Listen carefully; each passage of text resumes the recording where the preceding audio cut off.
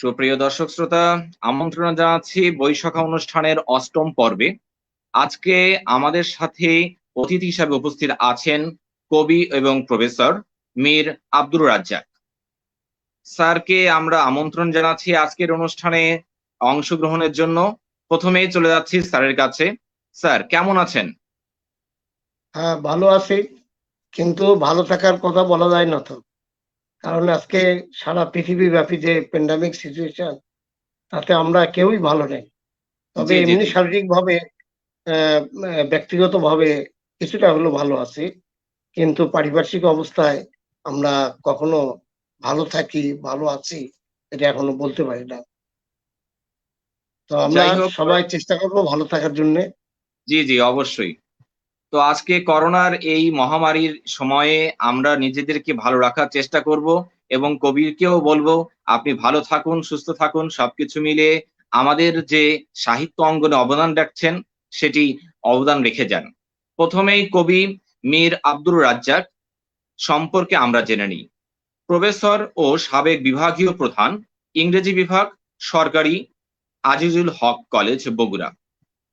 এবং তিনি মূলত কবি, কবিতা লিখছেন, পাশাপাশি তিনি প্রবন্ধ রচনা করছেন। এবং সবচেয়ে বড় কথা, আজকে বৈশাখ অনুষ্ঠান সমৃদ্ধ হয়েছে কবিকে আমরা পেয়ে। কবি শুধুমাত্র বঙ্গবন্ধু কে নিয়ে কবিতা লেখেন, তিনি একজন বঙ্গবন্ধু প্রেমী। প্রথমেই জেনে নিচ্ছি কবি সম্পর্কে। কবি 1360 বঙ্গাব্দতে জন্মগ্রহণ করেন। পিতা মরহুম মীর লজ্জত আলী এবং মাতা মরহুম জফিরন বিবি। নওগাঁ জেলার মহাদেবপুর উপজেলায় কেশবপুর পাড়া গ্রামে জন্মগ্রহণ করেন কবি। তিনি গ্রামের স্কুল থেকে এসএসসি এবং নওগাঁ বিএম কলেজ থেকে এইচএসসি পাশ করেন। তারপর কবি চলে যান রাজশাহী বিশ্ববিদ্যালয়ের ইংরেজি বিভাগে। সেখানেই কবির স্নাতক এবং স্নাতকোত্তর সম্পন্ন করেন। তিনি 32 বছর চাকরিরত ছিলেন এবং ইংরেজি সাহিত্য পড়িয়েছেন। 2016 সালে তিনি তার চাকরি থেকে অবসর গ্রহণ করেন এবং তারপরেই তিনি বেছে নেন হাজার বছরের শ্রেষ্ঠ বাঙালি বঙ্গবন্ধু শেখ মুজিবুর রহমানকে নিয়ে কবিতা লেখা। তিনি একজন বঙ্গবন্ধু প্রেমী। 1975 সালের 15ই আগস্ট জাতির জনক বঙ্গবন্ধু শেখ মুজিবুর রহমানকে সপরিবারে হত্যার পর তার আবেগ, অনুভূতি এবং তার প্রতি ভালোবাসা এবং শ্রদ্ধা রেখেই তিনি কবিতা এবং কাব্যগ্রন্থ রচনা করে যাচ্ছেন। কবির প্রকাশিত কাব্যগ্রন্থের মধ্যে রয়েছে আমি জয় বাংলার লোক, যেটি 2018 সালে প্রকাশিত হয়। 32 নম্বর বাড়ির আর্তনাদ 2019 সালে প্রকাশিত হয়। যখন তোমার নাম নিষিদ্ধ ছিল 2020 সালে প্রকাশিত হয়। এবং এই বছর কবির যে বইটি এসেছে সেটি হলো বাঙালির শুদ্ধতম নাম শেখ মুজিবুর রহমান। তো প্রথমেই কবির কাছে চলে যাই। বাঙালির শুদ্ধতম নাম শেখ মুজিবুর রহমান এই কাব্যগ্রন্থ থেকে কবির কাছে একটি কবিতা শুনতে যাচ্ছি। কবি। হ্যাঁ, কবিতা তো শুনবেনই। আহ, আমার আমি তো বাচিক শিল্পী না, সুতরাং জি কবিতা অত ভালো করে আমি পড়তে পারবো না। তো আমার মতো করে আমি পড়বো, জি আপনারা অবশ্যই। সেটুকুই শুনে যতটুকু মজা পাবেন, সেটুকুই লাভ। এই কবিতার বইটি আবার 21-এর বইমেলায় বের হয়েছে। বাঙালির শুদ্ধতম নাম শেখ মুজিবুর রহমান, এটি আমার চতুর্থ কাব্যগ্রন্থ, বঙ্গবন্ধুকে নিয়ে লেখা। তো আমি এই কবিতার বইয়ের প্রথম কবিতাটি পড়তেছি। বাঙালির শুদ্ধতম নাম শেখ মুজিবুর রহমান।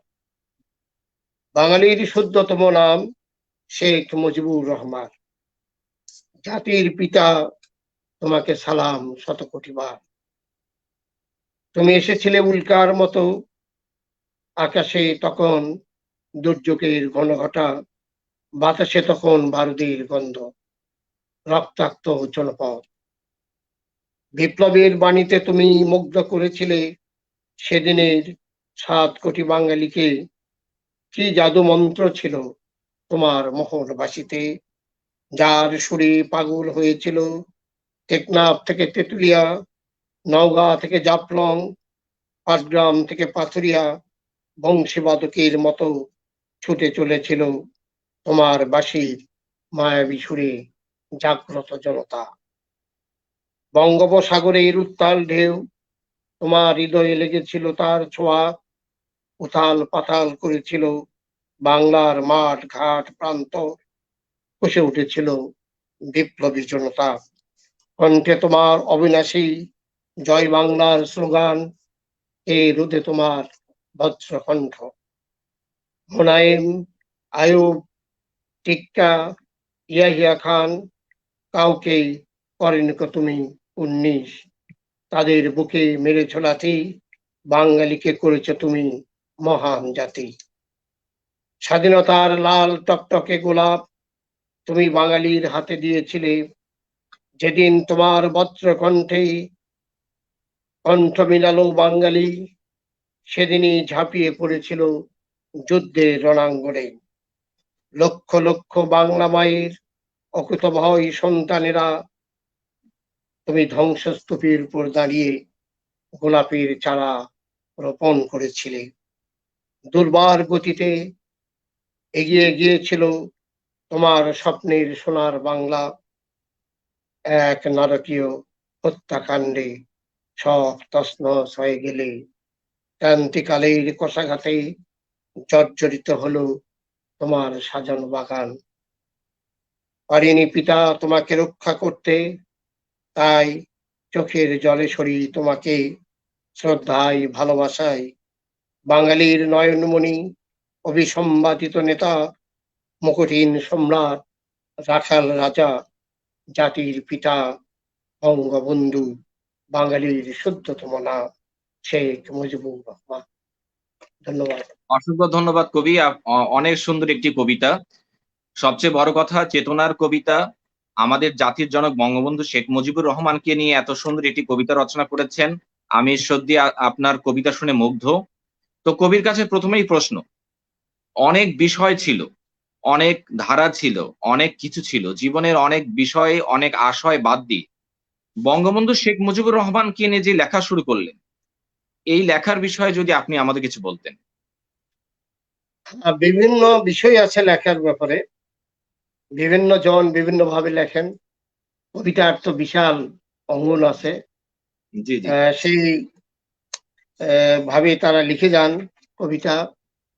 আমি লিখেছি বঙ্গবন্ধুকে নিয়ে, কারণ বঙ্গবন্ধু শুধু একটি নাম নয়, একটি ইতিহাস, জি জি। একটি স্বাধীনতা, একটি দেশের ভূখণ্ড। সুতরাং বঙ্গবন্ধু বাংলাদেশের মাটি ও মানুষের সঙ্গে মিশে আছেন, সেই জন্যে বঙ্গবন্ধুকে নিয়ে লেখা কবিতা। এবং আমি যেহেতু চাকরি জীবনে আমি কবিতা লিখিনি, সেই জন্য চাকরি শেষ করার পরে 2016 সালে আমি যখন রিটায়ারমেন্টে গেলাম, তারপরেই 2018 সালে আমি জয় বাংলার লোক এই কবিতা বইটি বের করি। যেহেতু আমি চাকরি শেষ করেছি এবং অনেক দিন পরে আমি বঙ্গবন্ধুর সম্পর্কে কবিতা পড়তাম, জানতাম, শিখতাম, এগুলো আমার অত্যন্ত কাছের জিনিস ছিল, যে জিনিসগুলোকে আমি লালন পালন করতাম। সুতরাং সেই জিনিসগুলো নিয়েই আমি শেষে মনে করলাম যে বঙ্গবন্ধুকে নিয়েই কবিতা লিখে যাই, যাতে আমাদের নতুন প্রজন্ম জানতে পারে যে বঙ্গবন্ধু কেমন ছিলেন, বঙ্গবন্ধু কিভাবে এই দেশের স্বাধীনতা আন্দোলন, মুক্তিযুদ্ধ এবং এদেশের মানুষকে যে উজ্জীবিত করেছিলেন, সেই জিনিসটা যেন আমাদের নতুন প্রজন্ম জানতে পারে। সে কারণেই বঙ্গবন্ধুকে বেছে নেওয়া আমার। এবং বঙ্গবন্ধুকে বেছে নেওয়ার এই কারণ, এবং বঙ্গবন্ধুকে নিয়ে আরো অনেকে কবিতা লিখছেন, অনেক জি জি। কবিতা লিখছেন, বড় বড় কবিতা লিখেছেন, এবং দেশে এবং বিদেশেও কবিতা লেখা হচ্ছে। আমার কাছে সেই সংকলন গুলো আছে, বহু কবিতার আচ্ছা। সংকলন আছে। জি কিন্তু জি জি। কেউ হয়তো এখানে বলা, হয়তো কেউ কষ্ট পাবেন, হয়তো বঙ্গবন্ধুকে নিয়ে কবিতা লেখা, কেউ হয়তো 2, 4, 5টা কবিতা লিখেছেন বা 10টা 20টা লিখেছেন। নির্মলানন্দ গুণ, মহাদেব শাহ, তারা অনেক কবিতা লিখেছেন, সৈয়দ শামসুল হক অনেক কবিতা লিখেছেন। কিন্তু পাশাপাশি অন্যরা যারা কবিতা লিখেছেন, তারা কিছু কবিতা লিখেছেন, এবং সেই কবিতাগুলো বিভিন্ন সংকলনে সেগুলো প্রকাশিত হচ্ছে। সুতরাং সেই দিক দিয়ে কবিতা তাদের খুব বিশাল আছে, ভান্ডার আছে, সেটা বলা যাবে না। সেই হিসাবে আমি মনে করি আমি যে কবিতা লিখেছি, এই কবিতা আগামী প্রজন্ম জানতে পারে। আচ্ছা, ইতিহাস জানার জন্য বিশাল পড়তে হয়, কিন্তু জি জি। আমার এই কবিতাগুলো পড়লে অন্তপক্ষে ইতিহাস জানার যে মানে মন মানসিকতা তৈরি হবে, নতুন প্রজন্মের যে তৈরি হবে, সেই জন্য আমি ইতিহাসের কথাগুলোকে কবিতার কথায় টেনে এনেছি। সুতরাং এভাবেই আমি বঙ্গবন্ধু সম্পর্কে কবিতা লেখার চিন্তা ভাবনা করি এবং কবিতা লিখে যাচ্ছি। এখনো পর্যন্ত আমার প্রায় 200-র অধিক কবিতা বঙ্গবন্ধু সম্পর্কে লেখা হয়েছে। আরো পাণ্ডুলিপি তৈরি হয়েছে, যেগুলো আগামী 21-এর বইমেলায় আমরা পেয়ে যাব। তার আগেই আমরা হয়তো আরো একটা বই পেতে পারি, যেটা আমি মার্চের কবিতা লিখেছি, সেই কবিতা নিয়ে তোমাকে অভিবাদন হে মহানায়ক, এর উপরই একটি কবিতার বই আমি আচ্ছা, আমার কবিতা বই পাণ্ডুলিপি রেডি আছে, অল্প দিনের মধ্যে প্রকাশ করব। এছাড়াও আমি আরো কিছু কবিতা লিখেছি যেগুলো বঙ্গবন্ধুর সম্পর্কেই, বাংলাদেশ সম্পর্কেই, আমাদের জাতিসত্তা সম্পর্কে 21-এর কবিতা, এবং আমি বিজয় দেখেছি এই কবিতা আমি লিখেছি। দুটা আরো পাণ্ডুলিপি আছে, এবং আরেকটা পাণ্ডুলিপি আছে আমাদের মাননীয় প্রধানমন্ত্রী জননেত্রী শেখ হাসিনা, তাকে নিয়ে একটি পাণ্ডুলিপি আমি তৈরি করেছি, আমার শুদ্ধতম অহংকার। এই আমার এই শুধু কবিতার বইটিও বের হবে, এবছরই বের হবে, হয়তো পাঠক একসময় পেয়ে যাবেন। এই হচ্ছে আমার বঙ্গবন্ধু সম্পর্কে লেখার আহ কথা। কারণ বঙ্গবন্ধু ছাড়া বাংলাদেশের কথা চিন্তাই করে যেতে পারে না, জি জি জি বঙ্গবন্ধুকে বাদ দিয়েও হবে না। কারণ বঙ্গবন্ধু শুরুতে ছিলেন, শেষ পর্যন্ত ছিলেন, তিনি জি জি তার জীবনকে দিয়েছেন জি বাংলাদেশের জন্য, বাঙালি জাতির জন্য। এই এই যে ব্যাপারটি, একটা বিশাল ব্যাপার, এই ত্যাগের কথা, এই ত্যাগের মূল্য কে দিবে, এই ত্যাগের কথা চিন্তা করি আমি আমার কবিতায় সেই কথাগুলো আমার পংক্তিমালায় নিয়ে এসেছি। এবং আমাদের নতুন প্রজন্ম তারা যদি জানে, বুঝতে পারে, তাহলে ইতিহাসের যে ক্লু আছে সেগুলো তারা এখান থেকে জানতে পারবে। ধন্যবাদ কবি, আপনার মহৎ উদ্যোগকে আমরা স্বাগত জানাই। নতুন প্রজন্মকে সচেতন করতে, নতুন প্রজন্মকে বঙ্গবন্ধু সম্পর্কে আরেকটু জানিয়ে দিতে আপনার কবিতাগুলো অমর হয়ে থাকুক, এটি প্রত্যাশা করব। তো কবি, আপনার কাছে এখন একটি প্রশ্ন, সেটি হলো জাতির জনক বঙ্গবন্ধু শেখ মুজিবুর রহমান, জাতির জনক বঙ্গবন্ধু শেখ মুজিবুর রহমানকে নিয়ে আপনার লেখা কবিতা, এবং আমরা জানি যে মহাদেব সাহা, নির্মলেন্দু গুণ বা অন্য যারা কবিতা লিখেছেন, এই অন্যদের কবিতা এবং আপনার কবিতা, এই দুইগুলো কবিতাকে আপনি কিভাবে দেখেন বা কিভাবে মূল্যায়ন করেন, বা এর মধ্যে পার্থক্য কি আছে, বা এর মধ্যে একই কিনা, বা লেখার আঙ্গিকগুলো একই কিনা, একটু যদি বলতেন আপনার কবিতা সম্পর্কে। হ্যাঁ, এটা ধন্যবাদ এই সুন্দর প্রশ্ন করার জন্য। মহাদেব শাহ, নীলবন্ধু গুণ তার কবিতা লিখেছেন, তাদের কবিতাও স্বাধীনতার কথা আছে, মুক্তিযুদ্ধের কথা আছে, বঙ্গবন্ধুর কথা আছে, কিন্তু ব্যাপক বিস্তৃত ভাবে এই কথাগুলো নাই। কিন্তু আচ্ছা একটা আচ্ছা। বা দুটা আমি আগেই বলেছি, কিছু কবিতা লিখেছেন, তারা সুন্দর কবিতা লিখেছেন, তাদেরকেও ধন্যবাদ। আমি যে কবিতাগুলো লিখতেছি, এতগুলা কবিতা লেখার ফলে সেখানে আমি যেমন ইন্ডেমনিটি অধ্যাদেশ, আমাদের ইন্ডেমনিটি অধ্যাদেশ আছে, এটা নিয়ে কেউ কবিতা লেখেনি, কিন্তু আমি সেই আচ্ছা কবিতাটি লিখেছি আমার আগের বইয়ে, যখন তোমার নাম নিষিদ্ধ ছিল, সেই বইয়ে এই কবিতাটি আছে। তো জি জি এগুলো জি বিভিন্ন দিক আছে, যে কথাগুলো আমি আহ, আহ, আস্তে আস্তে সবগুলো তুলে নিয়ে আসতেছি ইতিহাসগুলোকে। সুতরাং এই এই দিক থেকে, আর তারা তো অনেক কবিতা লেখেন, আরো বিভিন্ন বিষয়ের উপর কবিতা লেখেন, সুতরাং তাদের চিন্তা চেতনা একটু অন্যরকম আছে, স্বাভাবিক কারণে।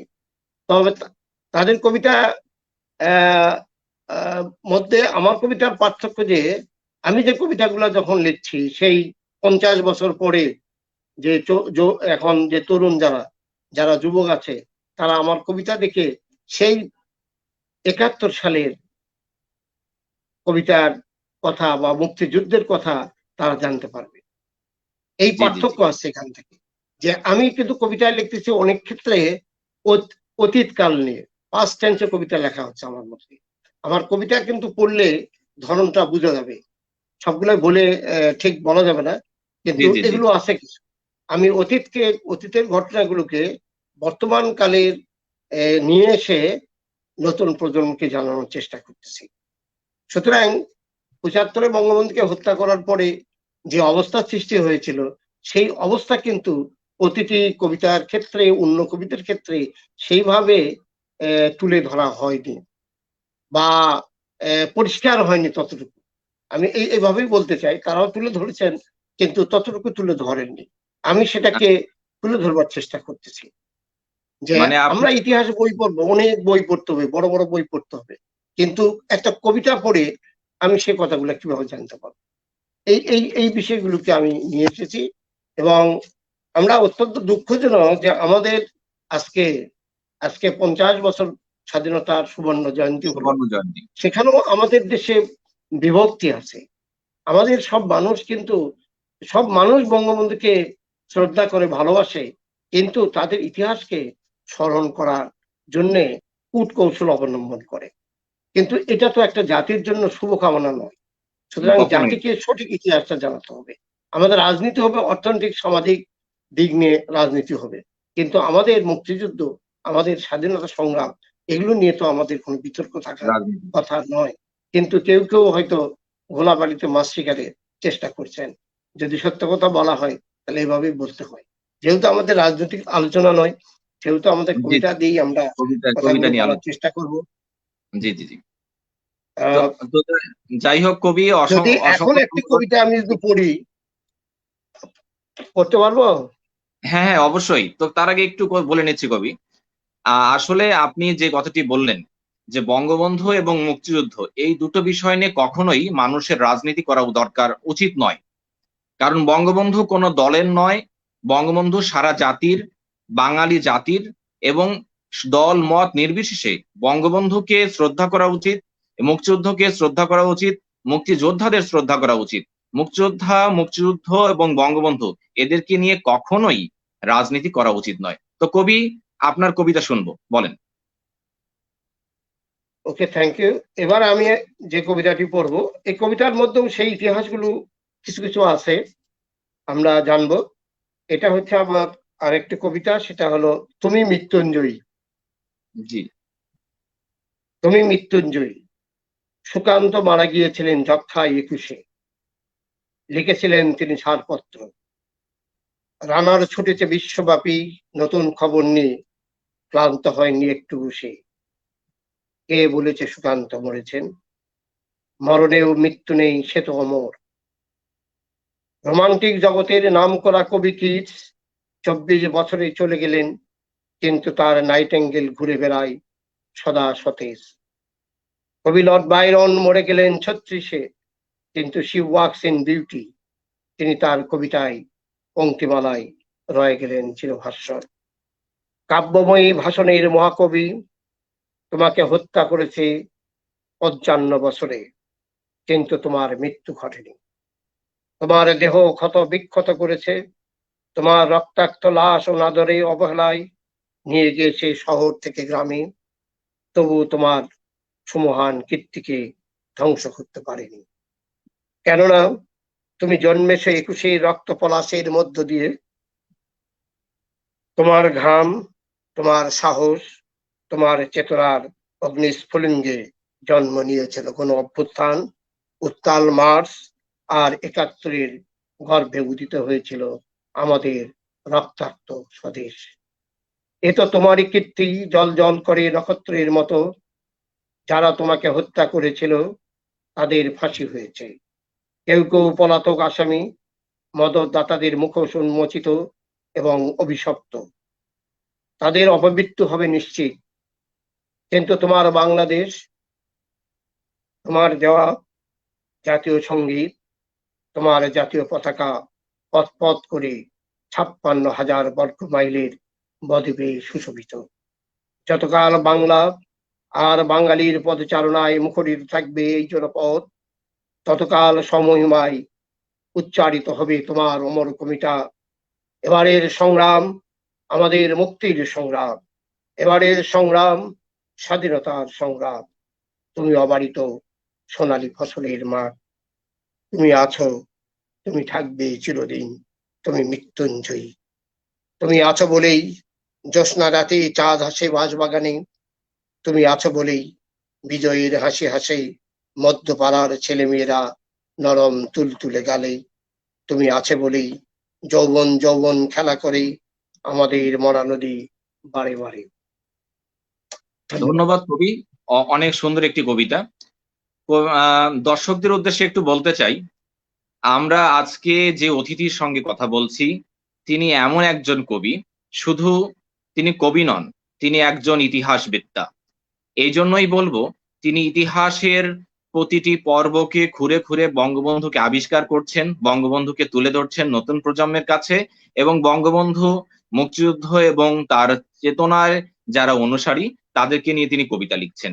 তো কবি, আপনার প্রকাশিতব্য মানে যে সমস্ত কবিতার পাণ্ডুলিপিগুলো এখনো তৈরি অবস্থায় রয়েছে, প্রকাশিত হয়নি, সেই কবিতা যেমন একটি আছে, বাঙালির শততম অহংকার, মানে বাঙালির শুদ্ধতম অহংকার।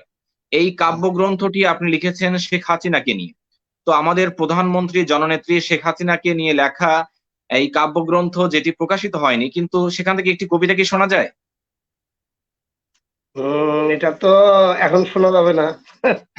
এটা একটু আচ্ছা অন্য জায়গাতে আছে আমার, আচ্ছা অথবা আচ্ছা আমার আচ্ছা মোবাইলে ছিল, কিন্তু মোবাইলে তো এখন আমি কথা আ- বলছি। আচ্ছা ঠিক আছে কবি, তো সমস্যা নেই, আমরা অন্য কোনো এক অন্য সময় একদিন শুনবো। হবে। জি জি, অন্য একদিন হবে। আমার ওই ওই ইয়াগুলো তো এখন নাই। আমি এখন জামাইয়ের বাড়িতে আছি, মেয়ের বাড়িতে আছি ঢাকাতে। আচ্ছা সুতরাং আচ্ছা এখান থেকে লাইভ করছি। হ্যাঁ, আর আচ্ছা আচ্ছা লকডাউনে সেই জন্য তো যাওয়া যায়নি বাড়িতে। হ্যাঁ, তো অন্য একদিন, দুঃখিত, অন্য একদিন আমি পড়ে শোনাবো। আচ্ছা। আরো তো কবিতা, আরো পাণ্ডুলিপি আছে। আমি বিজয় দেখেছি, জি জি জি বিজয় দেখেছি একটা আছে। তারপরে তোমাকে অভিবাদন হে মহানায়ক, এটাও জি জি জি। মার্চের উপর কবিতা লেখা। আচ্ছা আচ্ছা আচ্ছা একুশের উপর কবিতা আছে। আচ্ছা আচ্ছা একুশের আচ্ছা উপর, 21 দিনে, গত গত 21 ফেব্রুয়ারিতে আমি 1 তারিখ থেকে 28 তারিখ পর্যন্ত 28টা কবিতা লিখেছি। অসাধারণ অসাধারণ। নির্বিচ্ছিন্ন ভাবে লিখেছি, এবং এগুলি আমার মনে হয় খুব সুন্দর কবিতা হয়েছে। কারণ আমি আচ্ছা এই জন্য বলবো সুন্দর হয়েছে যে, যে প্রথম দিকে যে কবিতাগুলো লিখছিলাম কিছুটা হলেও দুর্বল তো থাকবেই, আস্তে আস্তে জি সেগুলো শানিত হচ্ছে। জি জি হ্যাঁ, জি। সেগুলো আমার এখন যে কবিতাগুলো বের হবে খুবই ভালো কবিতা বের হবে বলে আমি আশা করছি, এবং পাঠক সেগুলি চিন্তা ভাবনা করবেন কেমন হবে। আমরাও সাধুবাদ জানাই, আপনি সেই সুন্দরভাবে কবিতা লেখেন, বাংলাদেশের ইতিহাসকে ঐতিহ্যকে আরো সুন্দরভাবে তুলে ধরুন, এই প্রত্যাশা থাকবে আপনার প্রতি।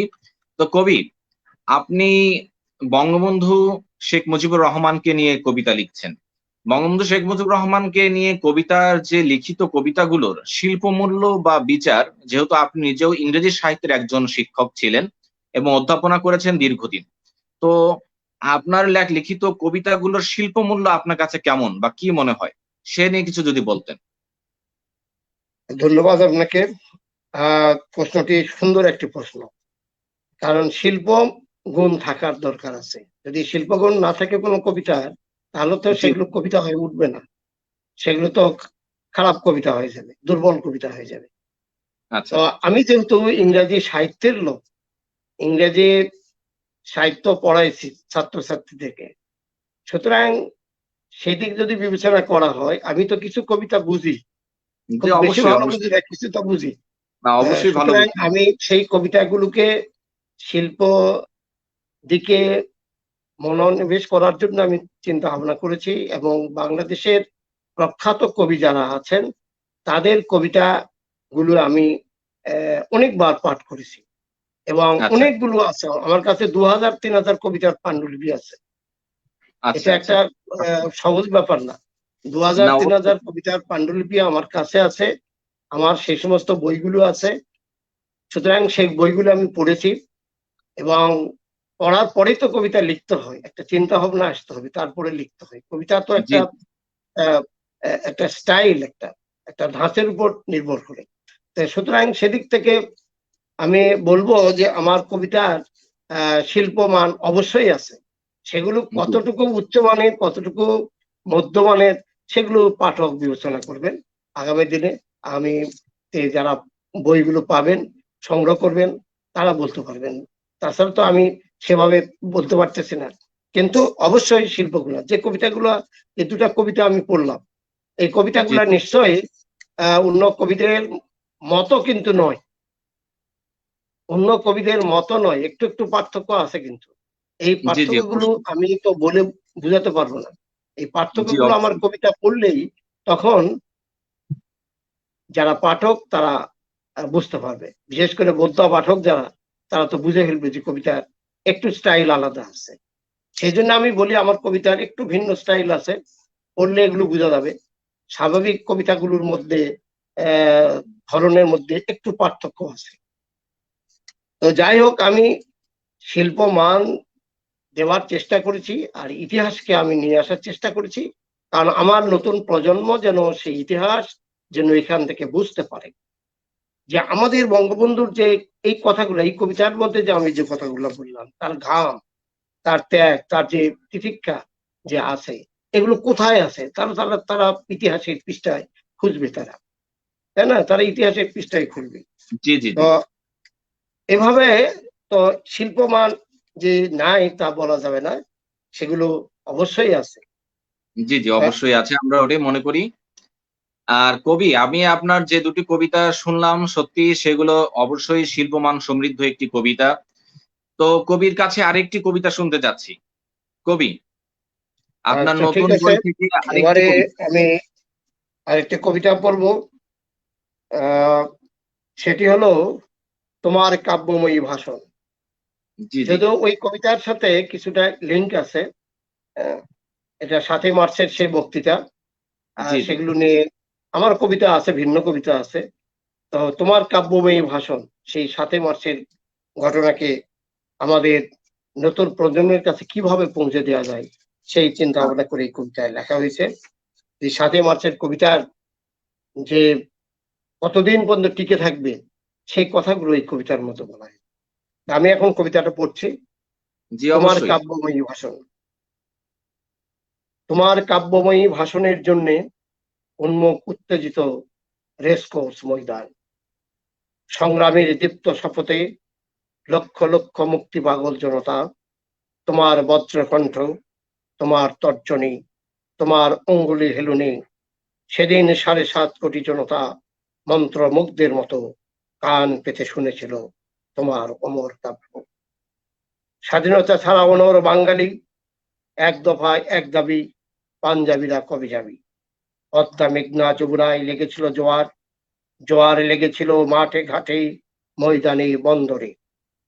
বীর বাঙালি অস্ত্র ধরো, বাংলাদেশ স্বাধীন করো। তোমার আমার ঠিকানা পদ্মা মেঘনা যমুনা, স্লোগানের পর স্লোগানে ঢেউ খেলে যায় জনসমুদ্র, অগ্নিস্ফুলিঙ্গের মতো এক যুগে জ্বলে উঠল প্রতিটি মানুষ। তোমার কাব্যের বজ্রকণ্ঠে ছিল স্বাধীনতার বীজ, সেই বীজ অঙ্কুরিত হলো প্রতিটি বাঙালি হৃদয়ে হৃদয়ে। প্রতিটি মানুষ শানিত হয়েছিল স্বাধীনতার গোলাপ ছিনিয়ে আনতে। হঠাৎ ধূমকেতুর মতো অগ্নিবীণার বাণী বেজে উঠেছিল তোমার কণ্ঠে। নেচে উঠেছিল সারা মাঠ, নেচে উঠেছিল 7.5 কোটি গোলাপ। কি অসীম জাদুকরী ভাষণের তেজ! এসেছিল সবাই একসাথে, দল বেঁধে, কাঁধে কাঁধ রেখে জীবনের গান শুনতে। মুক্তির নেশায় বুঁদ হয়েছিল ঐক্যতানে। তোমার কালো ফ্রেমের চশমা, তোমার কালো ফ্রেমের মোটা লেন্সের চশমা, গায়ে সফেদ পাঞ্জাবি এবং তোমার প্রিয় কোট, তোমার তর্জনী ঊর্ধ্বে তুমি উত্তেজিত কিন্তু লক্ষ্য স্থির। তোমার সেই দরাজ কণ্ঠে মুক্তি ও স্বাধীনতার বাণী উচ্চারিত হলো, সারা মাঠ আনন্দে উদ্বেলিত, জয় বাংলার স্লোগানে মুখরিত। গগন বিদারী চিৎকার, ফুঁসে উঠল বাঙালি, অগ্নিমূর্তি তার রূপ। বিপ্লবের নতুন সুর যেন বেজে উঠল তাদের কণ্ঠে কণ্ঠে। ওই একটি কাব্যময়ী ভাষণে মুক্তির পথে পথে যাত্রা হলো শুরু। রক্তাক্ত হলো মাঠ ঘাট প্রান্তর, সহস্র শহীদের রক্তে ভেজা দুর্বা ঘাস, নদীর পানি, আমাদের উঠোন, রাজপথ আর সোনালী ফসল। তোমার রক্তাক্ত দেহ নেই, তোমার লাশ নেই, কিন্তু তোমার চিঠিময়ী সুধাময়ী কাব্যময়ী ভাষণ এখনো বাজে সারা বাংলায়। আজও সেই মহাকাব্যের অমৃত বাণী ভুলিনি আমরা, কোনোদিনই ভুলবো না আমরা।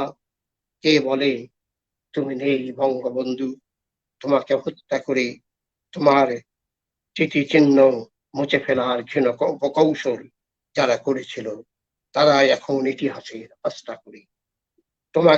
তোমাকে ইতিহাস থেকে সরাবে এমন দুঃসাহস কার? তুমি যে ইতিহাসের মহানায়ক।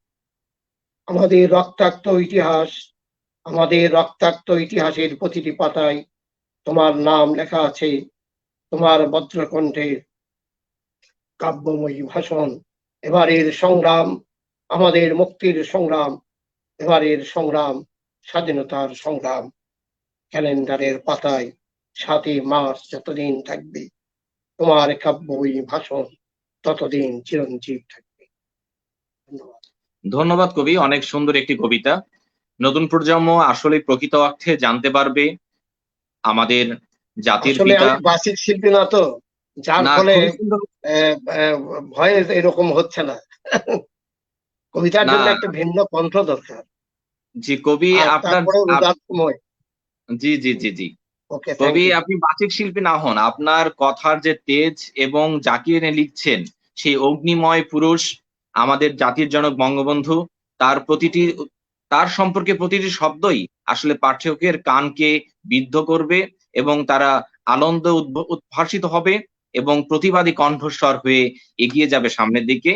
তো কবির কাছে সর্বশেষ কিছু কথা জানতে চাচ্ছি। কবি, আপনার কবিতা লিখছেন বঙ্গবন্ধুকে নিয়ে, তারপরে আপনি দীর্ঘদিন অধ্যাপনা করেছেন, এখন অবসর জীবন যাপন করছেন। তো আপনার পারিবারিক পরিমণ্ডল সম্পর্কে যদি কিছু বলতেন, মানে আপনার পরিমণ্ডল নিয়ে কিছু বলতেন। পরিবারে বাবা মা তো নাই এখন, ভাইয়েরাও জি, নাই, কেউ নাই, বোন নাই। হ্যাঁ, আমি একা এখন। আর পরিবারের মধ্যে এখন আমার ওয়াইফ আছে আর 2 মেয়ে আছে। একটা আচ্ছা, মেয়ে আচ্ছা, হলো ইডেন কলেজের লেকচারার ইংলিশের। আচ্ছা, আর আচ্ছা। দ্বিতীয় মেয়েটা হলো ইংলিশেই, সে অনার্স পাস করলে এবার জাহাঙ্গীরনগর বিশ্ববিদ্যালয় থেকে। জি, খুব এই সুন্দর। এই এই এই এই তো এই ছোট পরিবার। হ্যাঁ। আচ্ছা, যাই হোক, সুখী পরিবার কবির। তো কবির কাছে প্রশ্ন, আপনি বঙ্গবন্ধু শেখ মুজিবুর রহমানকে নিয়ে কবিতা লিখছেন, কিন্তু আপনি কি সামনাসামনি তাকে দেখার সুযোগ হয়েছে? এটা একটা সুন্দর প্রশ্ন। হ্যাঁ, বঙ্গবন্ধুকে দেখা আমাদের মতো লোকদের জন্য একটা সৌভাগ্যের ব্যাপার। জি, কিন্তু জি, আমরা তো অবশ্যই। গ্রামে ছিলাম, সেই তখনকার গ্রামে। তো সেখান থেকে বঙ্গবন্ধুকে দেখা আমাদের জন্য একটি কঠিন ব্যাপার। কিন্তু আমার সৌভাগ্য হয়েছিল বঙ্গবন্ধুকে দেখা। আচ্ছা, 1970 সালে আমাদের ডাকবাংলো মাঠেই তিনি গিয়েছিলেন। সেখানে তিনি জনসভায় বক্তৃতা দিয়েছিলেন এবং সেই বক্তৃতায় শোনার আমার সৌভাগ্য হয়েছিল। সেদিনই আচ্ছা, কবির ডাক বাংলোটি তাকে কোথায়? আমি মানে দেখেছিলাম 70 সালে। জি, সেই বিশাল দেহের মানুষ, বাংলাদেশের মানুষের সঙ্গে তার তুলনা হয় না। আচ্ছা, আচ্ছা। তিনি জি, জি, মঞ্চে অবশ্যই। উঠতেছেন, হাতে পাইপ টানতে টানতে যাচ্ছেন। তিনি একক বক্তা সেই মাঠে। সেই দিন আমি তাকে দেখেছিলাম আমাদের ডাকবাংলো মাঠে, মহাদেবপুর উপজেলায় ডাকবাংলো মাঠে দেখেছিলাম। আচ্ছা, আচ্ছা, আর আচ্ছা। দ্বিতীয়বার একবার দেখার কথা ছিল। আমরা রাস্তায় বেরিয়েছিলাম, যেতে যেতেই বঙ্গবন্ধু বক্তৃতা দিয়ে চলে গেছেন। সেটা হচ্ছে নওগাঁ জেলার দিগলি বিলে। সে বিশাল জনসভা হয়েছিল, রাস্তায়ও হাজার হাজার লোক ছিল। আমরাও যেতে চেয়েছিলাম, কিন্তু রাস্তার মধ্যে আমরা আর যেতে পারিনি, কারণ গাড়ি ঘোড়া তখন এখনকার মতো এত সহজ ছিল না যোগাযোগ। সুতরাং সেই একবারই আমার বঙ্গবন্ধুকে দেখা। এবং এ নিয়ে আমি জয় বাংলার লোক, সেই বইয়ের মধ্যে আমার একটা কবিতা আছে। সেই বাংলো মাঠের ইতিহাসকে একটু তুলে ধরবার চেষ্টা করেছি। জি, জি, জি। তো যাই হোক কবি, আপনি স্বচক্ষে বঙ্গবন্ধুকে দেখেছিলেন। তো সব মিলিয়ে আপনার সেই দেখা, আপনি বঙ্গবন্ধু শেখ মুজিবুর রহমান, যিনি একজন জনপ্রিয় নেতা ছিলেন, যেভাবে আপনি বর্ণনা করলেন যে ডাকবাংলোর মাঠে আপনি হাজার হাজার মানুষের সামনে বঙ্গবন্ধু শেখ মুজিবুর রহমান এসে ভাষণ দিলেন, সেই বিশাল দেহি আমাদের জাতির জনক বঙ্গবন্ধু শেখ মুজিবুর রহমান, যাকে এই অনুষ্ঠান থেকে তাকে শ্রদ্ধা জানাই, তাকে বিনম্র শ্রদ্ধা জানাই। তার চেতনায় যারা এখনো চেতনা ধারণ করে বাংলাদেশকে নেতৃত্ব দিয়ে যাচ্ছেন, তাদেরকে অনেক শ্রদ্ধা জানাই এবং তাদেরকে সাধুবাদ জানাই। তাদের হাতটি শক্তিশালী হয়ে আমাদের এই বাংলাদেশকে আরো এগিয়ে নিয়ে যাক, এই প্রত্যাশা থাকবে। তো কবির কাছে আমরা অনুষ্ঠানের প্রায় শেষ পর্যায়ে চলে এসেছি। কবি, আপনার কাছে সর্বশেষ একটি কবিতা শুনবো, শুনে আমরা আজকের এই অনুষ্ঠানটি প্রায় শেষের দিকে। কবি, কবিতা আপনার। আমি কবিতা শোনার আগে আমি আপনাকে ধন্যবাদ জানাই যে আমাকে পরিচিত করে দিবার জন্য আজকে আপনার লাইভ অনুষ্ঠানে আহ্বান জানানোর জন্য আপনাকে অসংখ্য ধন্যবাদ। অন্তপক্ষে যারা ভিউয়ার্স তারা তো আমাকে জানতে পারলো, এটা তো একটা বিশাল ব্যাপার। একজন কবির পরিচিতি লাভ করাও বড় ব্যাপার, তার অবশ্যই, কবিতাকে অবশ্যই। পরিচয় করে দেওয়া। সেই জন্য আমি আপনার কাছে কৃতজ্ঞ, ধন্যবাদ জানাচ্ছি। আর এবারে আপনাকে আমি শেষ কবিতাটি শুভেচ্ছা। পড়ব। জি, জি, জি। কেন তার দেহ রক্তাক্ত হলো, কেন তার দেহ রক্তাক্ত হলো।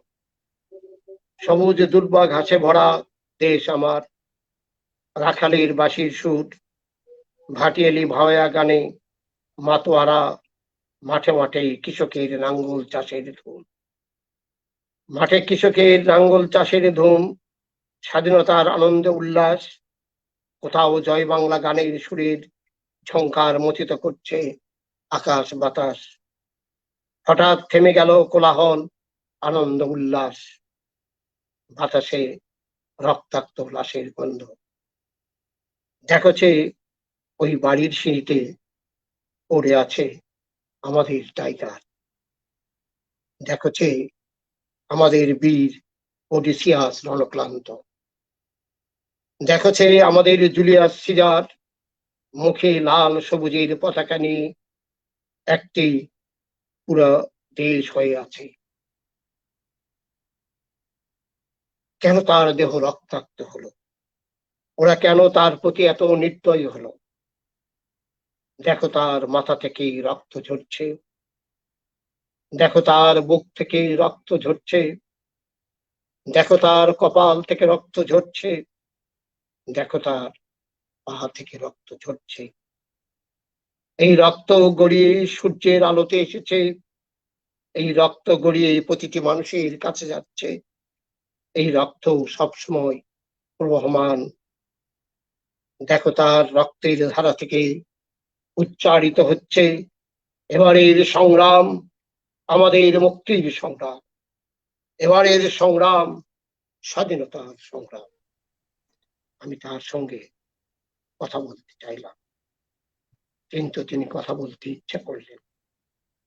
তিনি গভীর ভাবে শেষবারের মতো ঘুমিয়ে গেলেন। তিনি ঘুমিয়ে পড়ার আগেই তাকিয়ে বাংলার আকাশ দেখলেন। তিনি বাড়ির চারিদিকে, পুত্র রাসেলের দিকে এবং সর্বোপরি দেশের বাতাস টেনে নিলেন। আর কিছু বলার চেষ্টা করলেন, কিন্তু তার মধ্যেই বিরক্তিকর ভাব লক্ষ্য করা গেল। তুমি ঘুমাও নিশ্চিন্তে, এখন তোমার ঘুমাবার সময়, কেননা তোমার ত্যাগের মূল্য আমরা বুঝিনি। তুমি ঘুমাও ওই সিঁড়িতে, ওই সিঁড়িতে দেখছে মহাকালীর কাজ শেষে ঘুমায় পিতা, ওইখানে আছেন রাখাল রাজা, ঠিক ওই সিঁড়িতে পড়ে আছে একগুচ্ছ শিমুল। এখানেই ঘুমাচ্ছেন আমাদের প্রিয় বাংলাদেশ। পদ্মা মেঘনা যমুনা বুড়িগঙ্গার স্রোতেই ভেসে যাচ্ছে আমাদের মূল্যবোধের কান্নাত্র শোকের ভেলা। তার শ্রমের মূল্য কেউ বুঝল না। তিনি দিনরাত জেল খেটেছেন এই মাটি ও মানুষের জন্য, এই গাছ পাখি তেরোশত নদীর জন্যে, এই আকাশ ও জ্যোৎস্না মাখা রাতের জন্যে, এই আমাদের অনাগত সন্তান ও ভবিষ্যতের জন্য। কেন এই রক্তাক্ত প্রভাব, এই কণ্ঠ স্তব্ধ করতে কি এই সব হত্যাকাণ্ড। ধন্যবাদ আপনাকে। জি, ধন্যবাদ কবি। আমি আসলেই মুগ্ধ হচ্ছি আপনার ইতিহাস সমৃদ্ধ প্রত্যেকটি কবিতা শুনে। আর আমার এই বইসখা অনুষ্ঠানটিতে আপনাকে আমন্ত্রণ জানাতে পেরে আমি খুবই নিজেকে কৃতজ্ঞ মনে করছি, নিজেকে ধন্য মনে করছি আসলে, যে আপনি শুধুমাত্র বাংলাদেশের মহানায়ক, বাংলাদেশের স্রষ্টা, বাংলাদেশের জাতির জনক বঙ্গবন্ধু শেখ মুজিবুর রহমানকে নিয়ে কবিতা লিখছেন, আরো লিখুন। আপনার মৃত্যুর আগের দিন অবধি পর্যন্ত লিখে চলুন, এই প্রত্যাশা রইবে। তো কবিকে অসংখ্য ধন্যবাদ, আপনি আপনার মূল্যবান সময় থেকে আমাদেরকে সময় দিয়েছেন। করোনাকালীন এই সময়ে নিজেকে সুস্থ রাখুন, সুন্দর রাখুন এবং কবির সুস্বাস্থ্য কামনা করছি। কবি আরো লিখুক, কবি লিখে চলুক বাংলার মহানায়ককে নিয়ে, এই প্রত্যাশা থাকলো কবির কাছে। তো কবি, সর্বশেষ দর্শকদের উদ্দেশ্যে আপনি কিছু বলুন। ধন্যবাদ আপনাকে। দর্শকদের উদ্দেশ্যে এই বলবো যে কবির কবিতা পড়তে হবে। আপনি কবিতা না পড়লে তো কবিকে জানতে পারবেন না। সুতরাং আমার কবিতাগুলো যদি পাঠক যদি সংগ্রহ করেন এবং সেগুলো যদি পাঠ করেন, তাহলে তারা হয়তো আমার কবিতার প্রতি উদ্বুদ্ধ হবে এবং বাংলাদেশের মহানায়ক জাতির পিতা বঙ্গবন্ধু শেখ মুজিবুর রহমানকে নিয়ে যে কবিতা আমি লিখেছি, যে শ্রম আমি দিয়েছি, সেটা কিছুটা হলেও সার্থক হতো। সুতরাং আমি নতুন প্রজন্মের কাছে বলবো, বিশেষ করে আমাদের নতুন প্রজন্ম, তাদের কাছে আহ্বান জানাবো যে আমার কবিতা পড়ার জন্য। শুধু আমার নয়, সকল কবিদেরই কবিতা, বঙ্গবন্ধু সম্পর্কে যারা লিখেছেন তাদের কবিতা আপনারা পড়বেন এবং আপনারা নিজেকে শানিত করবেন, উজ্জীবিত করবেন দেশাত্মবোধের চেতনায়। এই আহ্বান আমি এখন আজকে জানাচ্ছি আপনার মাধ্যমে। ধন্যবাদ। ধন্যবাদ কবি। আমিও বলতে চাই কবির সাথে কণ্ঠ মিলিয়ে যে পাঠক সমাজ কবিকে পড়ুন, কবির কবিতা পড়ুন, নিজেদেরকে সমৃদ্ধ করুন, নিজেদেরকে এগিয়ে নিয়ে যান এবং আপনি পাঠ করার মধ্য দিয়েই এগিয়ে যেতে পারবেন সামনের দিকে। এবং কবিরা আপনাদের জন্য একের পর এক কবিতা লিখছে, তাই পাঠক সমাজকে আহ্বান জানাচ্ছি, পাঠ করুন কবিদের কবিতা। এবং ধন্যবাদ কবি, অসংখ্য ধন্যবাদ। এবং যারা দেখেছেন এতক্ষণ আমাদের সাথে ছিলেন, সকলকে ধন্যবাদ। কবি সাহিত্যিকদের জন্য এই বৈশাখ অনুষ্ঠানের ৮ম পর্ব এখানেই শেষ হচ্ছে। ধন্যবাদ কবি, বিদায় নিচ্ছি আমি আল মামুন আব্দুল্লাহ। ধন্যবাদ সবাইকে।